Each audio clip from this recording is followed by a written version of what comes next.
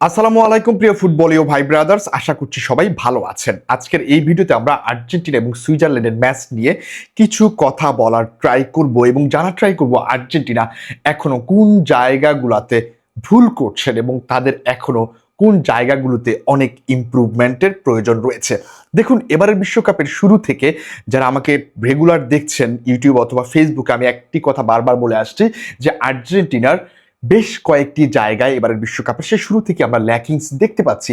But আমি upset হচ্ছি এই জন্য যে এত ল্যাকিংস থাকার পরেও এই দলটা ওই জায়গাগুলোতে এখন পর্যন্ত ইমপ্রুভমেন্ট করতে পারেন নাই।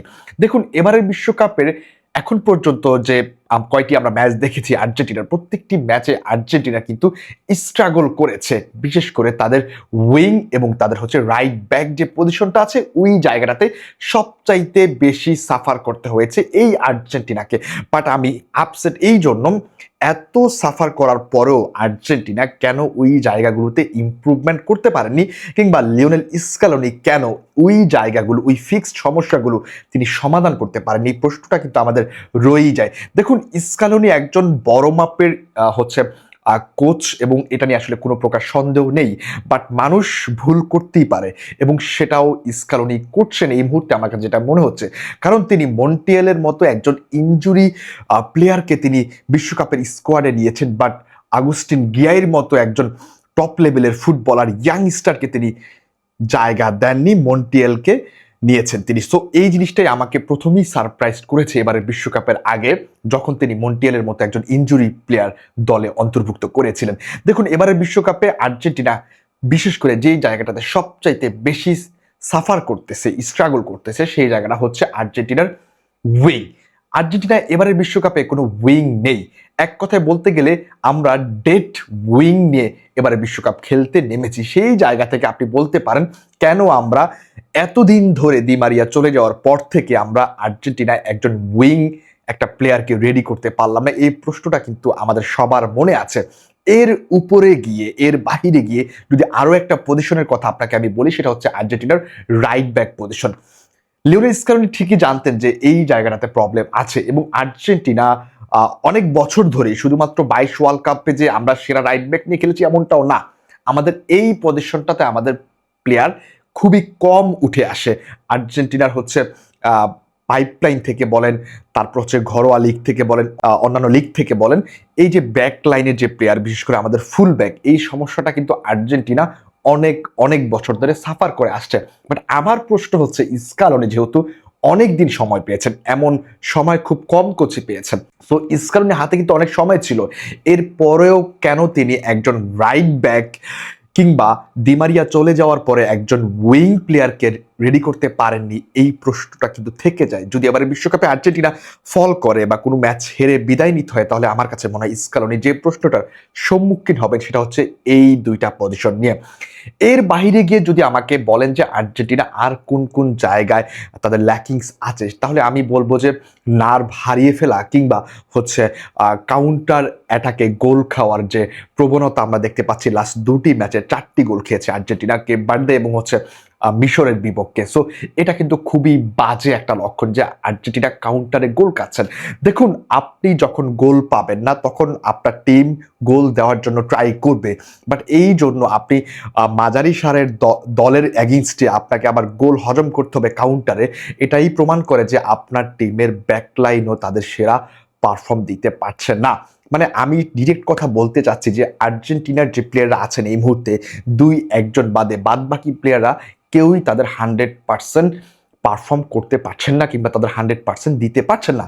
এইটা সবচাইতে বড় চিন্তার কারণ। দেখুন, আমরা কিন্তু কেপ ভার্দের বিপক্ষে লাস্ট মুহূর্তে ম্যাচ বের করে এনেছি, আমরা ইজিপ্টের বিপক্ষে লাস্ট মুহূর্তে ম্যাচ বের করে এনেছি, বাট আপনাকে এটা মনে রাখতে হবে প্রত্যেকটা ম্যাচে আপনি ঠিক সেম কাজ করতে পারবেন না, প্রত্যেকটা ম্যাচে আপনার সাথে অলৌকিক কিছু ঘটবে না, প্রত্যেকটা ম্যাচে আপনাকে কুতি রোমেরো কিংবা লিওনেল মেসিরা গোল দিয়ে যেতে পারবে না। সেই জায়গা থেকে আপনার দলের সবার পারফরমেন্স, সবার এফোর্ট যদি ঠিকঠাক মতো না হয়, না দেয়, তাহলে কিন্তু আপনাকে যে কোনো একটি ম্যাচে হেরে বিদায় নিতে হতে পারে।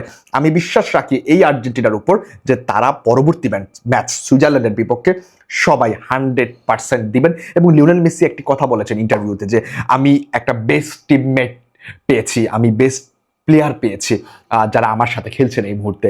এবং তিনি এটাও বলেছেন আমি তাদের কাছ থেকে এক্সট্রা এফোর্ট চাচ্ছি। সো আপনি বুঝতেই পারছেন লিওনেল মেসিও বোঝাতে চাচ্ছেন যে আমার টিমের প্লেয়াররা এবারের বিশ্বকাপে এখন পর্যন্ত তাদের বেস্ট এফোর্টটা দিচ্ছেন না, তাদের বেস্ট পারফরমেন্সটা দেখাতে পারছেন না।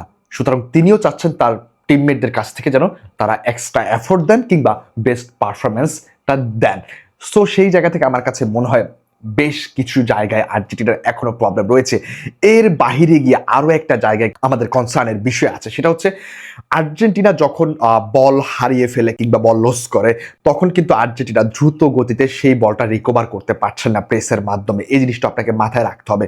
যখন আপনি দ্রুত গতিতে বল লুজ করার পরে বলটাকে রিকভার করতে পারবেন না কাউন্টার প্রেসের মাধ্যমে, তখন কিন্তু অপোনেন্ট টিম কিন্তু আপনাকে খুব সহজেই কাউন্টার দিতে পারবে এবং আপনার যে স্ট্রাকচার, আপনার যে ফরমেশন, এই ফরমেশনটাকে ভেঙে ফেলতে কয়েক মুহূর্তের প্রয়োজন অপোনেন্ট টিমের কাছে। সো সেই জায়গা থেকে আরো বেশি টেনশন যে আর্জেন্টিনা বল লুজ করার পরও দ্রুত প্রেস করে বলটাকে আবার রিকভার করতে পারছেন না কিংবা তাদের দখলে আনতে পারছেন না। সেই জিনিসটা কিন্তু পারফেক্টলি ভাবে এবারে বিশ্বকাপে দুইটা দল করতে পেরেছে, সেটা হচ্ছে স্পেন এবং ফ্রান্স। আপনি যদি স্পেন এবং ফ্রান্সের খেলার দিকে তাকান তাহলে আপনারা দেখবেন, বিশেষ করে স্পেনের খেলাটার দিকে যদি আপনি তাকান তাহলে দেখবেন যে তারা বল হারিয়ে ফেলার পরে দ্রুত প্রেস করে আবার বলটাকে রিগেইন করে বলটাকে তাদের দখলে নিয়ে যায়।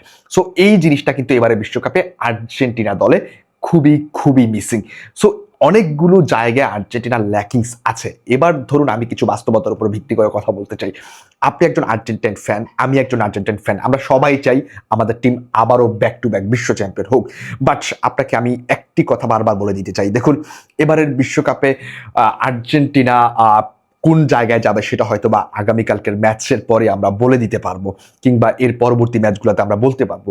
দেখুন তবে আমার কাছে অন্তত মনে হচ্ছে বিশ্বকাপ জেতার জন্য একটা টিমের ভিতর যে পরিমাণ এফোর্ট থাকা দরকার, যে পরিমাণ সাহস থাকা দরকার, আমি আসলে কথাগুলো বলছি অনেকের কাছে হয়তো মন খারাপ হতে পারে, বাট আমার কাছে মনে হচ্ছে ওই জিনিসগুলা কিছুটা আমি কম দেখছি। যেই টিমটার ভিতর আমি 22-এ একটা আকাঙ্ক্ষা দেখেছি বিশ্বকাপ জিততেই হবে এবং তাদের প্রত্যেকটা জায়গায় তারা পারফেক্টলি ভাবে জিনিসগুলো হ্যান্ডেল করেছে, বাট এই বছর আমার কাছে মনে হচ্ছে যে আর্জেন্টিনা কিছু কিছু জায়গায় এখনো ইমপ্রুভমেন্টের প্রয়োজন আছে। আশা করি আপনারা বুঝতে পেরেছেন। এবং সবশেষে একটা কথা বলতে চাই, আর্জেন্টিনার জন্য শুভকামনা থাকলো আর্জেন্টাইন ফ্যানদের জন্য। সবাইকে অসংখ্য ধন্যবাদ। আল্লাহ হাফেজ, আসসালামু আলাইকুম।